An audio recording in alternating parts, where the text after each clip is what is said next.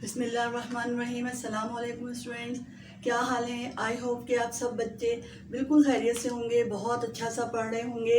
Exam करीब हैं, आपके एग्ज़ाम्स होने वाले हैं। बच्चों, आप लोगों को जैसा पता है कि आपने बहुत ज़्यादा मेहनत करनी है, बहुत अच्छा सा पढ़ना है और A+ ज़रूर लेना है। मुझे आपकी क्लास में से सारे बच्चों का A+ चाहिए। A+ लेने के लिए क्या करना है? बहुत ज़्यादा मेहनत करनी है, पढ़ना है ना। कैसे पढ़ेंगे? जब हम स्टडी करेंगे तो कैसे करेंगे? तो बच्चों, एक बात मेरी याद रखो कि कॉन्सेप्ट क्लियर करो अपने। आपका कॉन्सेप्ट जितना अच्छा होगा, जितना आपका कॉन्सेप्ट क्लियर होगा, आप उस किसी भी टॉपिक को अपने अल्फाज में, अपने ओन वर्ड्स में बहुत अच्छा सा एक्सप्लेन कर सकते हो, एक्सप्रेस कर सकते हो। कुछ लोग कहते हैं कि नॉलेज इज़ पावर, मैं कहती हूँ कॉन्सेप्ट इज़ पावर। यानी कॉन्सेप्ट की भी एक पावर है, एक ताकत है कि आपका कॉन्सेप्ट जितना अच्छा होगा, जितना अच्छा क्लियर होगा, आप उतना अच्छा किस टॉपिक को एक्सप्रेस कर सकते हो, लिख सकते हो। बस बहुत अपनी जान लगा दो, अपना बेस्ट दो और A+ हासिल कर लो। वो A+ जो है ना, वहाँ कहीं दूर वहाँ पड़ा हुआ है और आपने जाके A+ को वहाँ से लेना है। अब वहाँ जाना कैसे है? वहाँ जाना है मेहनत करके। वहाँ बड़े हर्डल्स हैं, बहुत सारा। आप कहेंगे कि भाई क्या है एग्ज़ाम्स, किस आप जो है मौके पे लिए जा रहे हैं, मौसम बहुत गर्म है, बहुत सारे फैक्टर्स हैं। तो बच्चों, ऐसा तो है, गर्मी है तो गर्मी का मौसम तो होगा ना, लेकिन हमें एग्ज़ाम तो देना है, पढ़ना है, चंद दिन की बात है और हमें अपना अच्छा A+ लेना है। जितना अच्छा आपका ग्रेड आएगा उतना अच्छा आपका फ्यूचर जो है वो में आप अच्छे कॉलेज में जाएंगे। अच्छा आपका मैट्रिक में भी ग्रेड आएगा। तो आपने क्या करना है? बहुत मेहनत करनी है, जान लगा देनी है और बहुत अच्छा पढ़ना है। कॉन्सेप्ट्स को अपने क्लियर करना है। जितने अच्छे आपके कॉन्सेप्ट क्लियर होंगे, उतना अच्छा आपका जो है वो पेपर होगा। बस अपना ये एक लोगो बना लो, अपना एक बना लो कि कॉन्सेप्ट इज पावर। कॉन्सेप्ट को क्लियर करने के लिए क्या करना पड़ेगा? फोकस रहना पड़ेगा। जो भी लेक्चर आपको दिया जा रहा है या जो भी टॉपिक आपको समझाया जा रहा है, आप उसको बहुत अच्छे से, गौर से, फोकस रह के सुनो, समझो। एक मरतबा आपका कॉन्सेप्ट क्लियर हो जाएगा तो हमेशा के लिए आपके दिमाग में वो चीज़ बैठ जाएगी। आपको उसको दोबारा रट्टा लगाने की या बार बार उसको रिवाइज करने की आपको ज़रूरत नहीं पड़ेगी। तो क्या करना है? हमें बहुत मेहनत करनी है, अपना बहुत अच्छा बेस्ट देना है और अब क्या करना है? A+ को हासिल कर लेना है। हमारा टारगेट क्या है? A+ लेना है। A+ के लिए पढ़ना है, फोकस रहना है, बहुत अच्छी तैयारी करनी है। तो आते हैं अपने टॉपिक की तरफ। तो हमारा आज का टॉपिक क्या है? Cardiovascular disorders. अब ये कार्डियोवास्कुलर डिसऑर्डर्स क्या होते हैं या कार्डियोवास्कुलर डिजीज से क्या मुराद है? ये कौन सी डिजीज होती हैं, क्या होता है इसमें, और इनको कार्डियोवास्कुलर से क्या हम समझते हैं, हमें कुछ पता नहीं चल रहा।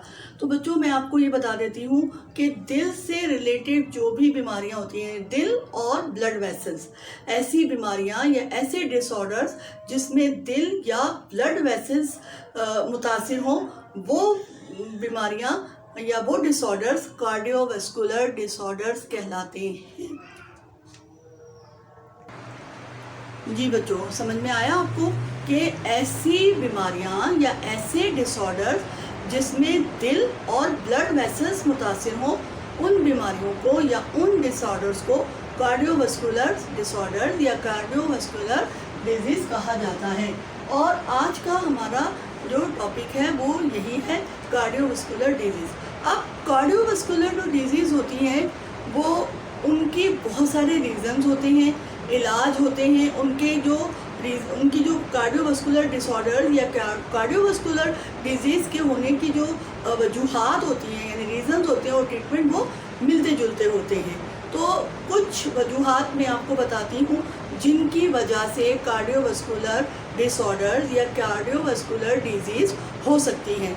ये आपके सिलेबस में भी है। अभी हम कार्डियोवास्कुलर डिजीज़ को डिस्कस करेंगे और आपके लिए भी नॉलेज का है ये टॉपिक, और एक आम इंसान के लिए, जो एक आम इंसान है, जो एक इन्फॉर्मेशन चाहता है, जिसको एक नॉलेज चाहिए कार्डियोवास्कुलर डिजीज़ के बारे में, उसके लिए भी ये जो मेरी आज की क्लास है या मेरा लेक्चर है, ये उनके लिए भी एक नॉलेजेबल है और यूज़फुल है। तो कार्डियोवास्कुलर डिजीज़ की जो रीज़न्स होती हैं, यानी जो जिसमें दिल और हमारी ब्लड वेसल्स जो है मुतासिर होती हैं, अफेक्टेड होती हैं, उनमें कुछ रीज़न या कुछ फैक्टर हैं जिनकी वजह से ये हो सकता है। तो सबसे पहले हम जो रीज़न कार्डियोवास्कुलर डिजीज़ का हो सकता है वो है एज, यानी एज का ज़्यादा होना। जैसे जैसे एज बढ़ती चली जाती है तो हमारी जो वेसल्स हैं, ब्लड वेसल्स हैं, जिसमें आर्टरीज और वेन्स हैं, उनकी में वो सख्त होती चली जाती है, उनमें इलास्टिसिटी कम होती चली जाती है। तो एज का ज़्यादा होना भी कार्डियोवास्कुलर डिजीज़ का बायस बनता है। लेकिन मैं अगर मैं अपने सराउंडिंग में देखूं तो आजकल जो हालात हैं उसमें ज़रूरी नहीं है कि एज ज़्यादा हो, लेकिन जो मेन रीज़न है वो ये है कि एज का ज़्यादा होना, एज का ज़्यादा होना भी कार्डियोवास्कुलर डिजीज़ का बायस हो सकता है। दूसरी जो वजह है बड़ी, वो है डायबिटीज़।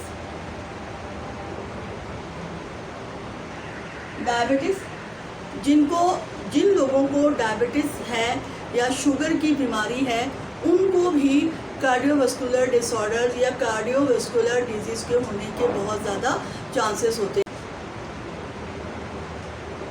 LDL का ज़्यादा होना या बढ़ जाना, यानी LDL ये कोलेस्ट्रॉल की एक टाइप है और इसको बैड कोलेस्ट्रॉल कहते हैं, यानी ये ख़राब कोलेस्ट्रॉल होता है, ये इसको बैड कोलेस्ट्रॉल कहा जाता है LDL, और ये एब्रीवेशन है low density lipids. Low density lipids, ये LDL इसका एब्रीवेशन है। ख़राब कोलेस्ट्रॉल है, ये ब्लड में जो कोलेस्ट्रॉल होता है उसकी एक टाइप है और इसको बैड कोलेस्ट्रॉल कहा जाता है।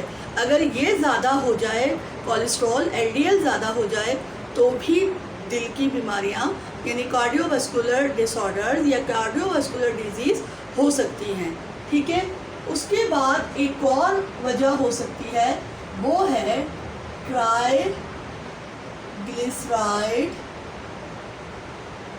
का ज़्यादा होना। ट्राइग्लिसराइड ये भी कोलेस्ट्रॉल है और इसको सबसे ख़राब कोलेस्ट्रॉल कहा जाता है। अगर इसको बहुत एक अजीब सा वर्ड यूज़ किया जाए, सबसे गंदा कोलेस्ट्रॉल है ये ट्राइग्लिसराइड।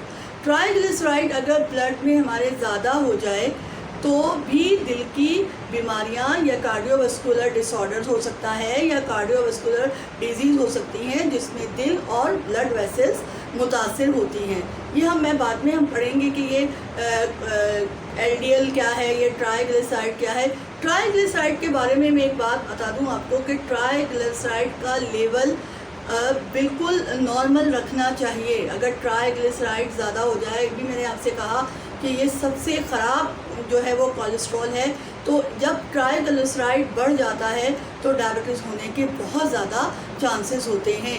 डायबिटीज़ होने के चांसेस इसलिए होते हैं कि जो ट्राइग्लिसराइड है, हमारी बॉडी में एक ऑर्गन है जिसको हम पेंक्रियाज या लबलबा कहते हैं।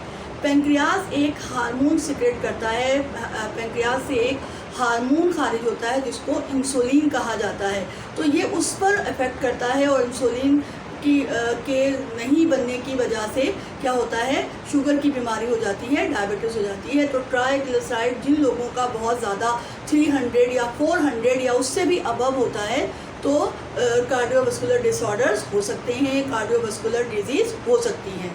उसके बाद है ट्राइग्लिसराइड और LDL के बाद है हमारे पास एक और चीज़ है, वो है हाइपरटेंशन।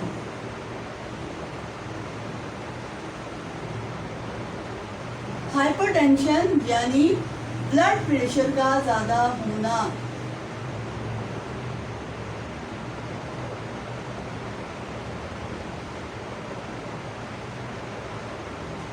ब्लड प्रेशर का ज़्यादा होना, जिन लोगों को हाइपरटेंशन है यानी बीपी उनका बढ़ा हुआ रहता है या उनको बीपी बढ़ जाने की बीमारी है। देखो, बच्चों के बीपी की बीमारी या हाइपरटेंशन होती ही जब हमारा खून में कोलेस्ट्रॉल का लेवल ज़्यादा हो जाता है, LDL ज़्यादा हो जाता है, ट्राइग्लिसराइड ज़्यादा हो जाता है। ये क्या है, फैट है। फैट वैसे हमारी बॉडी के लिए ज़रूरी होते हैं, हमारी बॉडी को एनर्जी प्रोवाइड करते हैं। लेकिन अगर ये फैट्स जो वेसल्स हैं, ब्लड वेसल्स हैं, उनके अंदर डिपॉजिट होना शुरू हो जाएं और ब्लड को फ्लो करने के लिए कम जगह मिले और वो कम जो है उसको फ्लो करने के लिए, तो उस वक्त ब्लड प्रेशर ज़्यादा हो जाता है। तो ब्लड प्रेशर जब ज़्यादा हो जाता है, मुस्तकिल वो ब्लड प्रेशर रहने लगे, तो भी कार्डियोवास्कुलर डिजीज़ या कार्डियोवास्कुलर डिसऑर्डर्स हो सकते हैं। उसके अलावा एक और वजह है स्मोकिंग।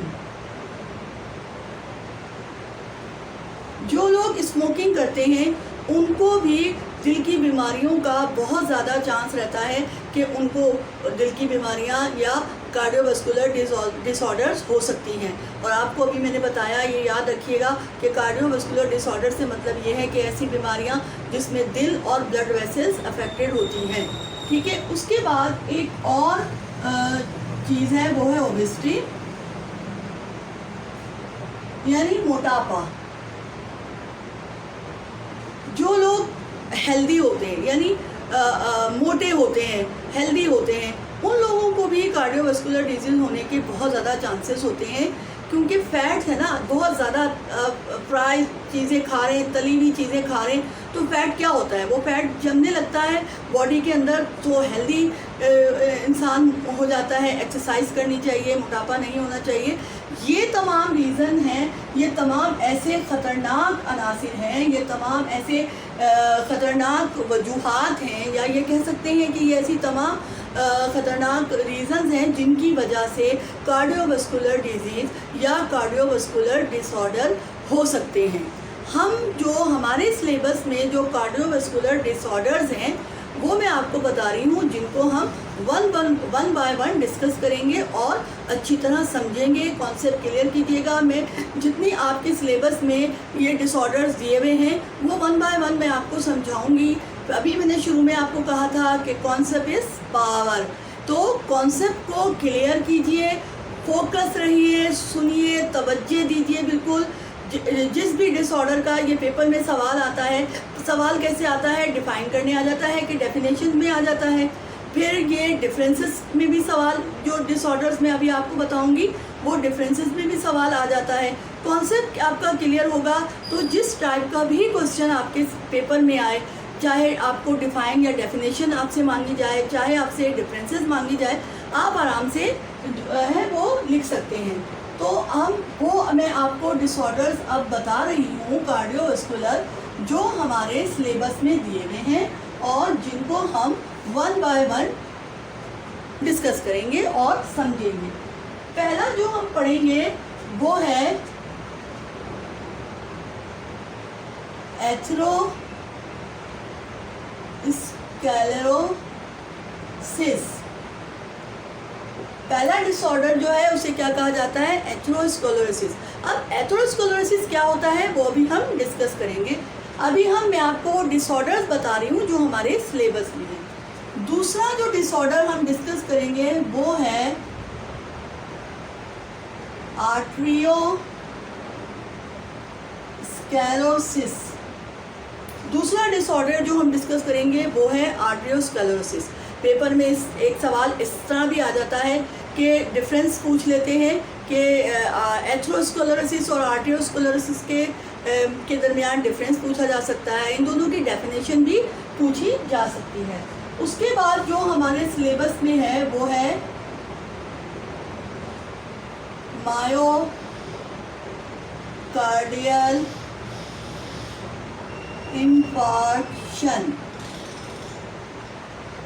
तीसरा डिसऑर्डर जो हम पढ़ेंगे वो क्या है, मायोकार्डियल इंफार्क्शन। मायोकार्डियल इंफार्क्शन क्या होता है, ये सब मैं आपको वन बाय वन एक्सप्लेन करूँगी ताकि आपको अच्छे से समझ में आ जाए। चौथा जो डिसऑर्डर हमारे सिलेबस में दिया हुआ है वो है अंजाइना पेक्टोरिस। ये 4 डिसऑर्डर हैं जो हमारे सिलेबस में दिए हुए हैं और जिनको हमने अच्छी तरह जो है पढ़ना है और समझना है। ट्रांसपोर्टेशन चैप्टर है हमारा, चैप्टर नंबर 9। उसमें दिल से हम शुरू हुए थे। मैंने पूरी आपको लेक्चर दिए हैं, वीडियो क्लासेस ली हैं, जिसमें आपको मैंने पूरा दिल का स्ट्रक्चर, वर्किंग, कार्डियक साइकिल सब समझाया है। आखिरी टॉपिक हमारा है कार्डियोवास्कुलर डिसऑर्डर्स। मैंने आपको बता दिया कि कार्डियोवास्कुलर डिसऑर्डर्स क्या होते हैं, उनकी वजूहात क्या हैं, कि क्या क्या ऐसी ख़तरनाक रीज़न है, ख़तरनाक वजह है जिनकी वजह से कार्डियोवास्कुलर डिसऑर्डर या कार्डियोवास्कुलर डिजीज़ हो जाती है। अब हम इसको जो है वन बाय वन पढ़ेंगे।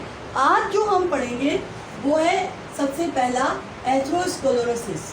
ठीक है,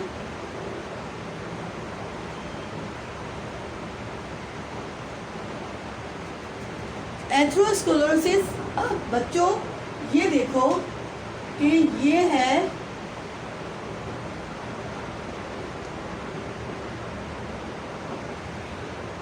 ये दिल है, सपोज कर लेते हैं हम ये दिल है। अब दिल से एक आर्टरी निकलती है, ये एक मेन आर्टरी दिल से निकलती है जिसको एवोर्टा कहते हैं। हम जानते हैं, हमने अच्छी तरह ये पढ़ा है कि दिल से एक आर्टरी, मेन आर्टरी निकलती है एवोर्टा, जो ऑक्सीजनेटेड ब्लड पूरी बॉडी को सप्लाई करती है। यानी पूरी बॉडी के जितने भी सेल्स हैं हमारे, उन सेल्स को ऑक्सीजनेटेड ब्लड ये जो आर्टरी है ये सप्लाई करती है। अब जो ब्लड पूरी बॉडी को एवोर्टा के ज़रिए सप्लाई हो रहा है, उसमें क्या है, मेन जो उसमें कंपोनेंट है वो है ऑक्सीजन, और उसके अलावा उसमें क्या है, ब्लड में जो ब्लड लेके जा रही है आर्टरी एवोर्टा लेके जा रही है, पूरी बॉडी को ब्लड सप्लाई कर रही है, वो ऑक्सीजनेटेड ब्लड है। ऑक्सीजनेटेड ब्लड में सबसे मेन कंपोनेंट क्या है, ऑक्सीजन है। उसके अलावा न्यूट्रिएंट्स हैं, खुराक है जो सेल को पूरे पहुंच रही है। अब बच्चों ज़रा तुम लोग ये सोचो कि पूरी बॉडी के हर सेल को, हर खलिए को ऑक्सीजन मिल रही है, न्यूट्रिएंट्स मिल रहे हैं, खुराक मिल रही है, सब कुछ मिल रहा है। दिल को कौन पहुंचाएगा ऑक्सीजन? दिल को भी तो ऑक्सीजन चाहिए काम करने के लिए, अपना फंक्शन जो है करने के लिए, परफॉर्म करने के लिए, उसको भी तो ऑक्सीजन चाहिए दिल को भी खुराक की ज़रूरत है, दिल को भी क्या है, न्यूट्रिएंट्स की ज़रूरत है। तो एवोर्टा क्या करती है कि एवोर्टा एक स्पेशल आर्टरी जो है वो दिल को प्रोवाइड करती है। एवोर्टा से एक आर्टरी निकलती है, स्पेशल आर्टरी निकलती है,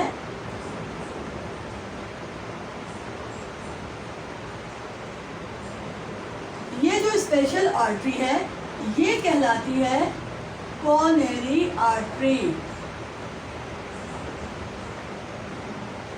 ये आर्टरी क्या कहलाती है, कॉर्नरी आर्टरी। ये कॉर्नरी आर्टरी एवोर्टा से ऑक्सीजन और न्यूट्रिएंट्स को लेकर दिल में आती है और दिल को पहुंचाती है। दिल को भी ऑक्सीजन की ज़रूरत है, दिल को भी न्यूट्रिएंट्स की ज़रूरत है। अब अगर तुम सोचो या सपोज कर लो कि दिल को जो है वो ऑक्सीजन ना मिले तो क्या होगा, दिल के टिश्यूज़ की डेथ हो सकती है, दिल के टिश्यूज़ मर सकते हैं। अगर तुम सोचो कि दिल को ऑक्सीजन ना मिले या दिल को न्यूट्रिएंट्स ना मिले तो क्या होगा, हार्ट अटैक हो सकता है। जब दिल के टिश्यूज़ मर जाएंगे तो क्या होगा, हार्ट अटैक होगा। अगर सोचो कि दिल में जो ऐसे नोड है ये मर जाए, ऐसे नोड ख़त्म हो जाए, ऐसे नोड की डेथ हो जाए तो दिल क्या होगा, कॉन्ट्रैक्ट नहीं करेगा। दिल जब कॉन्ट्रैक्ट नहीं करेगा तो जो अमाउंट ऑफ ब्लड बॉडी को चाहिए वो पूरा नहीं मिलेगा। जब वो पूरा नहीं मिलेगा तो क्या होगा, सेल्स मर जाएंगे, स्ट्रोक हो सकता है, दिल का फंक्शन ख़त्म हो सकता है, बहुत सारी। यानी सोचो कि जितनी भी बड़ी बड़ी दिल की बीमारियां हैं वो सब दिल में हो सकती हैं। हार्ट अटैक हो सकता है, दिल के टिश्यूज़ की डेथ हो सकती है, दिल सही से कॉन्ट्रैक्ट नहीं कर सकता, ऐसे नोड जो है उसकी डेथ हो सकती है। ये सब कुछ हो सकता है अगर कॉर्नरी आर्टरी दिल को ब्लड सप्लाई ना करे। ठीक है, अगर ये आर्टरी जो दिल से निकल रही है एवोर्टा और बॉडी में जा रही है, इस किसी वेसल में, एवोर्टा से बहुत सारी वेसल्स निकलती हैं जो जिस्म के डिफरेंट ऑर्गन को ब्लड, ऑक्सीजनेटेड ब्लड सप्लाई करती हैं, उसमें जो है वो ब्लॉकेज आ जाए या उसमें कुछ रुकावट आ जाए और ब्लड जो है वो सेल तक ना पहुंच सके। सपोज कर लो कि ये आर्टरी है और ये एक सेल है, ठीक है। अब ब्लड दिल से ये ब्लड कहाँ आ रहा है, इस सेल में आ रहा है। सेल को अगर ऑक्सीजन ना मिले तो कुछ ही देर के बाद वो सेल मर जाता है, ठीक है। अब अगर बॉडी में ये आर्टरी या ब्लड वेसल कहीं जा रही है और वहाँ उसको कोई रुकावट आ जाए, कोई ब्लॉकेज आ जाए और ब्लड जो है वो सेल तक ना पहुँच सके जिस ऑर्गन में वो जा रहा है, तो वो सेल मर जाएगा। मर जाएगा तो क्या होगा, सोचो क्या क्या हो सकता है। तो अब क्या करो, मैं इस आर्टरी को उठाकर यहाँ पर एक आर्टरी बनाने की कोशिश कर रही हूँ। सपोज के बन जाए,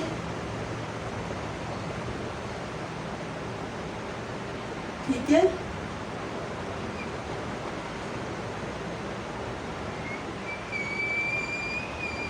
ये आर्टरी है, इसको मैंने उठा के मैंने यहाँ पे कर दिया। जैसे कि फर्स्ट करें, देखो ये एक ब्लड वेसल है, ये एक ब्लड वेसल है, इसको मैंने ओपन कर दिया, ठीक है। ये ओपन हो गया। ये कॉर्नरी आर्टरी है, कॉर्नरी आर्टरी को मैंने यहाँ से उठाया और ये मैंने इसको ओपन कर दिया, ठीक है। अब यहाँ पे मैं आपको समझाने की कोशिश कर रही हूँ कि कुछ ऐसा हुआ कि यहाँ पे कोई चीज़ डिपॉजिट होने लगी। ये यहाँ पे कुछ मटेरियल ऐसा आया जो इस आर्टरी के अंदर यहाँ पे ये डिपॉजिट होगा, ठीक है। कुछ अरसे बाद कुछ और इस तरह का मटेरियल आया और वो यहाँ पे भी डिपॉजिट होने लग गया, ठीक है। फिर होते होते होते ये पूरा डिपॉजिट होता गया। तो आप ये देखो कि जो चीज़ ये डिपॉजिट हो रही है इस आर्टरी के अंदर, ज़रूरी नहीं है कि वो कॉर्नरी आर्टरी हो, वो ब्लड में, जिस्म में, बॉडी में जाने वाली कोई भी आर्टरी हो सकती है, ठीक है। अब उसमें ये डिपॉजिट हो रही, तो ये चीज़ मटेरियल डिपॉजिट हो रहा है, इसको हम कहते हैं प्लाक, QUE। क्या कहा जाता है इसको, प्लाक कहा जाता है। यानी आर्टरी के अंदर कुछ मटेरियल्स होते हैं जिनकी डिपॉजिट होना शुरू कर देते हैं, उनकी तह पे तह, लेयर पे लेयर लगती चली जाती है, तो उसको प्लाक कहा जाता है। तो अब ये जो प्लाक है ये किस किस चीज़ का हो सकता है, ये कैल्शियम का हो सकता है, ठीक है। ये प्लाक जो है वो कैल्शियम का भी हो सकता है, ये प्लाक लिपिड्स का हो सकता है, यानी चिकनाई का हो सकता है, ये प्लाक कुछ फाइबरस टिश्यूज होते हैं उनका भी हो सकता है। यानी कि जो डिपॉजिटेशन हो रही है, जो मटेरियल डिपॉजिट हो रहा है, वो प्लाक कहलाता है। और वो प्लाक किस किस चीज़ का हो सकता है, वो प्लाक कैल्शियम का भी हो सकता है, वो लिपिड्स का भी हो सकता है। ये जो जंक फूड खाते हैं, तली हुई चीज़ें, फ्राई की हुई जो चीज़ें ज़्यादातर हम खा रहे होते हैं, तो वो क्या होता है, वो कोलेस्ट्रॉल बनता है, वो लिपिड्स हैं, तो वो उसकी भी तह जम सकती है। कुछ फाइबर टिश्यूज़ भी हो सकते हैं। अब देखो बच्चों, यहाँ ब्लड फ्लो कर रहा है। अब ब्लड फ्लो कर रहा है, तो जब ब्लड फ्लो कर रहा होता है और अंदर उसके डिपॉजिट हो रहा है मटेरियल, तो ब्लड को फ्लो करने के लिए कम जगह मिल रही है।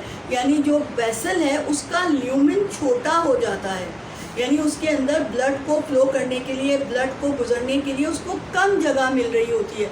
देखिए ना, जब आप पाइप से पानी दे रहे होते हैं अपने प्लांट्स को, तो आप उसका प्रेशर बनाने के लिए उसका मुंह होता है उस पर आप अपना थंब रख देते हैं, तो पानी दूर तक चला जाता है, यानी प्रेशर बनाते हैं। तो इससे ब्लड प्रेशर भी हाई हो जाता है। ब्लड प्रेशर का हाई होने की वजह यही है कि ब्लड को फोर्स लगानी पड़ती है गुजरने के लिए, उसको तो रास्ता मिल नहीं रहा। अंदर उसका जो ब्लड आसानी से फ्लो कर रहा था वो तो ख़त्म हो गया, उसकी जगह कम पड़ गई। जो वेसल था उसका ल्यूमेन छोटा हो गया। अब उसका ल्यूमेन छोटा हो गया तो उसको गुजरने की जगह ही नहीं मिली। तो बच्चों के हम पढ़ रहे हैं, क्या पढ़ रहे हैं, एथेरोस्क्लेरोसिस। अब मैं आपको बता रही हूँ कि एथेरोस्क्लेरोसिस है क्या। असल में एथेरोस्क्लेरोसिस है ये कि ब्लड वेसल में या किसी आर्टरी में प्लाक का जमा हो जाना और उसकी वजह से उस आर्टरी का तंग हो जाना, नैरोइंग एंड ब्लॉकेज, यानी वो तंग हो जाए उसका रास्ता, उसका ल्यूमेन छोटा हो जाए और वो ब्लॉक हो जाए वेसल, तो उसको कहा जाता है एथेरोस्क्लेरोसिस। यानी एथेरोस्क्लेरोसिस क्या है? अगर कॉर्नरी आर्टरी में ब्लॉकेज हो, कॉर्नरी आर्टरी नैरोइंग हो, उसका ल्यूमेन छोटा हो जाए, तो वो कहलाता है कैट। यानी कैट का मतलब ये है कॉर्नरी आर्टरी डिजीज। अगर वो कॉर्नरी आर्टरी में होगा तो वो क्या कहलाएगा? कैट कहलाएगा। कैट क्या है? Coronary artery disease. लेकिन ब्लॉकेज बॉडी के में जो आर्टरीज एबोर्टा से निकल के जा रही हैं आर्टरीज, उसमें किसी में भी हो सकती है, ब्लड वेसल्स में, किसी ब्लड वेसल में हो सकती है। अब ब्लड वेसल्स में डिपॉजिट होना मटेरियल का, जो मैंने आपको बताया, वो कैल्शियम का भी हो सकता है, वो फाइब्रस टिश्यूज़ का भी हो सकता है, वो लिपिड्स का भी हो सकता है। वो तह तर तह जमा होते जाना और एक हद ऐसी आए कि बहुत ही कम रास्ता ब्लड के जमा होने के लिए, ब्लड के फ्लो करने के लिए निकले, तो ब्लड को निकलने के लिए आसानी से नहीं निकलेगा, उसको उसका प्रेशर बढ़ जाएगा उसमें, जिससे ब्लड प्रेशर भी हो जाता है। बाद लोगों को जो हाइपरटेंशन की बीमारी होती है, जो भी हमने अभी आपको बताई, जो हम डिस्कस करेंगे बाद में डिटेल से, हाइपरटेंशन क्या होता है। तो अगर खून में आपका कोलेस्ट्रॉल का लेवल ज़्यादा हो जाए, यानी एलडीएल का लेवल ज़्यादा हो जाए और सीरम कोलेस्ट्रॉल आपका ज़्यादा आ जाए या ट्राइग्लिसराइड आपका बढ़ जाए, तो उसकी वजह क्या होती है? ये आर्टरीज का डिपॉजिट होना होता है और किसी भी ब्लड वेसल में किस प्लाक का जमा हो जाना और उसकी वजह से आर्टरीज के ल्यूमेन का छोटा हो जाना, नैरो हो जाना, आर्टरीज का ब्लॉक हो जाना, ये कहलाता है एथेरोस्क्लेरोसिस। यही एथेरोस्क्लेरोसिस है। और इसका आम मैं आपको इलाज बता देती हूँ। उन लोगों को होता है जो ज़्यादातर बैठे रहते हैं, चलते फिरते ज़्यादा नहीं हैं, एक्सरसाइज नहीं करते हैं, बैठ के काम करने वाले जो लोग जैसे बैंक में हैं या ऑफिस वगैरह में होते हैं, जिनका चलना फिरना बिल्कुल नहीं हो रहा होता है, ऐसे लोगों का जो कोलेस्ट्रॉल लेवल है वो ज़्यादा बढ़ जाता है। तो हमें एक्सरसाइज करते रहना चाहिए। हेल्दी लाइफ के लिए एक्सरसाइज करना, चलना, वॉक करना बहुत ज़रूरी है। तो जो हमारे सिलेबस में कार्डियोवास्कुलर डिसऑर्डर्स हैं, उसमें आज हमने एथेरोस्क्लेरोसिस के बारे में पढ़ा कि एथेरोस्क्लेरोसिस क्या होता है, कि किसी भी ब्लड वेसल में प्लाक का जम जाना और उसके ब्लड वेसल का ल्यूमेन का छोटा हो जाना या ब्लॉकेज हो जाना या वेसल्स का नैरो हो जाने को एथेरोस्क्लेरोसिस कहा जाता है। तो बच्चों, आज का आपका जो है, जो आज के जो डिसऑर्डर है वो आपको समझ में आ गया होगा। मैंने आपसे पहले ही कहा था कि कॉन्सेप्ट क्लियर कीजिए। कॉन्सेप्ट क्लियर होगा तो आप बहुत अच्छा सा अपना पेपर कर सकते हैं, आप लोग कर सकते हैं। तो कॉन्सेप्ट पे बहुत जोर दो, कॉन्सेप्ट को अपनी पावर बना लो। तो दूसरा जो आपका टॉपिक है अगला आर्टेरियोस्क्लेरोसिस, वो मैं नेक्स्ट क्लास में डिस्कस करूँगी। आज हमने डिस्कस करा कि कार्डियोवास्कुलर डिजीज़ क्या होती हैं, क्या वजूहात हो सकती हैं जिनसे कार्डियोवास्कुलर डिसऑर्डर होता है, और कार्डियोवास्कुलर डिसऑर्डर में हमने आज एथेरोस्क्लेरोसिस के बारे में पढ़ा। आई होप कि आपको अच्छे से समझ में आ गया होगा। मिलते हैं नए एक डिसऑर्डर के साथ नई क्लास में। जब तक के लिए अल्लाह हाफिज़।